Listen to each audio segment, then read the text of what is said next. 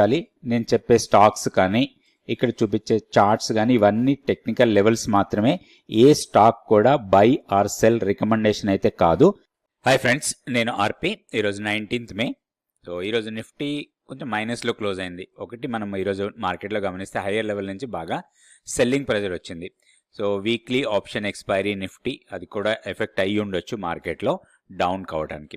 అయితే ఓవరాల్గా market breadth మాత్రం చాలా పాజిటివ్గా ఉండేది. నిఫ్టీ 500 స్టాక్స్లో 335 స్టాక్స్ పాజిటివ్గా క్లోజ్ అయితే ఓన్లీ 163 స్టాక్స్ మాత్రం నెగిటివ్లో క్లోజ్ అయ్యాయి. అదే నిఫ్టీ 50 తీసుకుంటే 31 పాయింట్స్ మైనస్లో 23,618 దగ్గర క్లోజ్ అయింది. ఐటీ సెక్టార్ బాగా పర్ఫామ్ చేసింది. నిన్న కూడా మనకి ఐటీ సెక్టార్ ద్వారానే నిఫ్టీలో ఒక పాజిటివ్ మూమెంటం చూసాం. మంచి మూమెంటం అనేది ఐటీ సెక్టార్ నుంచి వచ్చింది. ఈరోజు కూడా మార్కెట్లో కొంచెం స్ట్రాంగ్ మూవ్ ఉండటానికి ఐటీ సెక్టారే మెయిన్ అనుకోవచ్చు. నిఫ్టీ 50 స్టాక్స్లో చూసుకుంటే 24 గెయినర్స్ ఉంటే 26 లూజర్స్లో ఉన్నాయి. గెయినర్స్లో టాప్లో ఉంది ఇన్ఫోసిస్. లోయర్ లెవెల్ నుంచి మంచి రికవరీ కనపడుతూ ఉంది ఈ స్టాక్లో. ఇప్పుడు 1196 దగ్గర క్లోజ్ అయింది. లాస్ట్ 3 డేస్ ర్యాలీగా వచ్చింది. ఈరోజు కూడా దాదాపుగా 4.76% పెరిగిన స్టాక్ ఇది. దాని తర్వాత HCL Tech Mahindra, Eternal, TCS, Wipro, Adani Enterprises, SBI Life వీటన్నిటిలో కూడా పాజిటివ్ మూమెంటం చూసాం. అండ్ అదానీ గ్రూప్ స్టాక్స్లో కూడా ఒక స్ట్రాంగ్ అప్టిక్ చూస్తూ ఉన్నాం. నిఫ్టీ లూజర్స్లో 26 స్టాక్స్లో టాప్లో ఉంది కోటక్ బ్యాంక్. కోటక్ బ్యాంక్ తర్వాత UltraTech cement, Tata consumer products, Titan, Adani ports, Bharti ఎయిర్టెల్లో కొంత ప్రాఫిట్ బుకింగ్ జరుగుతుంది హైయర్ లెవెల్లో. ఎందుకంటే ఒక స్ట్రాంగ్ ర్యాలీ ఆల్మోస్ట్ మనకి ఇక్కడ చూస్తే 1740 నుంచి 1900 వరకు, 1920 ఆ లెవెల్ వరకు, 1930, 1940 అక్కడి నుంచి కొంత ప్రాఫిట్, ఇది ప్రాఫిట్ బుకింగ్ లాంటిది. అండ్ ఈ రోజు ప్యాటర్న్ ఏదైతే ఉందో బేరిష్ హరామీ ప్యాటర్న్ కొంచెం. సో ఈ ప్యాటర్న్ వైజ్గా చూసినప్పుడు కొంచెం వీక్నెస్ రావచ్చు. ఈ లెవెల్లో కొంత ప్రాఫిట్ బుకింగ్ జరిగి కొంత పుల్ బ్యాక్ రావడానికి అవకాశం ఉంది. అయితే దీన్ని మనం మానిటర్లో పెట్టుకుంటే దీంట్లో మనకు ఒక ఆపర్చునిటీ వచ్చే అవకాశం కనపడుతుంది రాబోయే రోజుల్లో. భారతీ ఎయిర్టెల్ని మన రాడార్లో పెట్టుకోవచ్చు.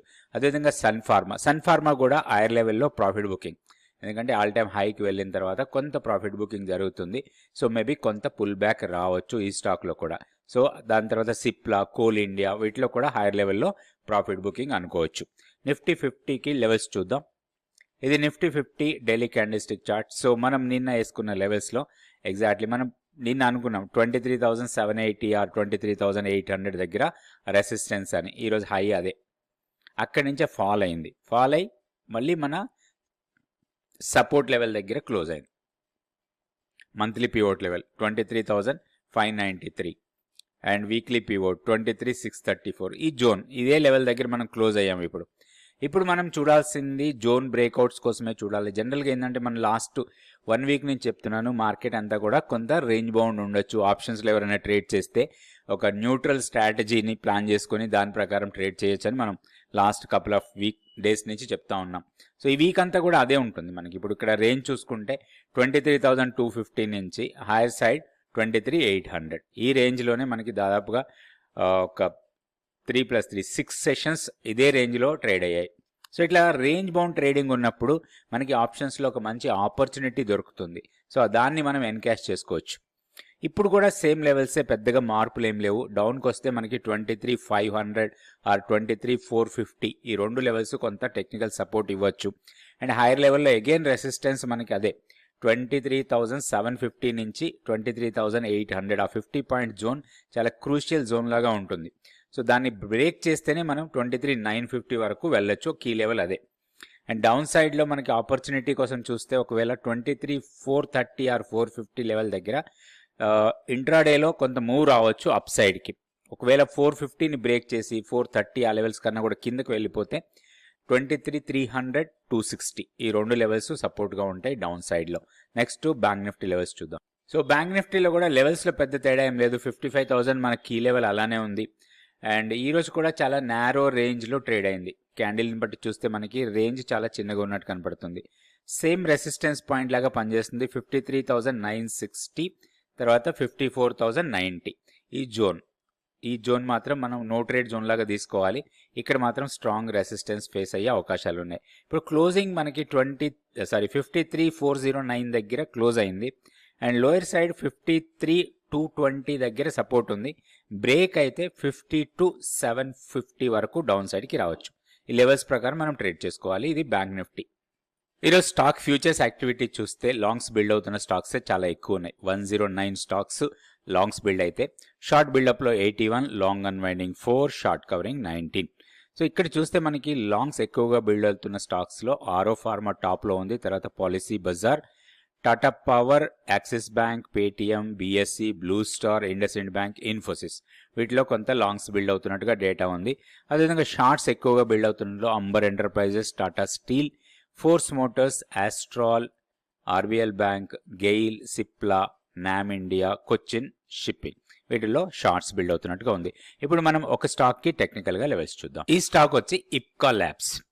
సో ప్యాటర్న్ వైజ్ గా కూడా స్ట్రాంగ్ మొమెంటం కనపడతా ఉంది. ఇప్పుడు 1656 దగ్గర ట్రేడ్ అవుతోంది, 1656. సో ఇది హయ్యర్ సైడ్ వెళ్ళడానికి ఎక్కువ అవకాశాలు కనపడుతున్నాయి. ఒక స్ట్రాంగ్ సప్లై ఏరియా చాలా దూరంలో ఉంది. మనకి ఇక్కడ చూసుకుంటే అరౌండ్ 1730 ఆ 1750 దగ్గర ఒక స్ట్రాంగ్ సప్లై ఉంది. అయితే ఇప్పుడు ఆల్రెడీ లాస్ట్ 4 days నుంచి ర్యాలీగా వెళ్ళింది. ఒక చిన్న పుల్ బ్యాక్ రావచ్చు స్టాక్లో. ప్రీవియస్గా ఒక బ్రేక్అవుట్ లెవెల్ ఇది 1617. సో 1610 కానీ ఆర్ 1620 ఆ లెవెల్స్ దగ్గరికి వచ్చినప్పుడు దీంట్లో ఒక లాంగ్ ఎంట్రీకి ప్లాన్ చేసుకోవచ్చు. హైయర్ లెవెల్లో రెసిస్టెన్స్ పాయింట్ దగ్గర ప్రాఫిట్ బుకింగ్ జరగచ్చు. ఇది 1730 నుంచి 1750 మధ్యలో. ఒక సింపుల్ ట్రేడ్ ప్లాన్ ఒకటి, ఇక్కడ మనకి వీక్లీ పివోట్ లెవెల్ ఉంది 1584, అండ్ దీనికి దగ్గరే మనకి షార్ట్ టర్మ్ మూవింగ్ యావరేజెస్ ఉన్నాయి. కాబట్టి దీన్ని మన స్టాప్ లాస్ అనుకోవచ్చు. ఒక సింపుల్ ట్రేడ్ ప్లాన్ అనుకోవచ్చు దీన్ని.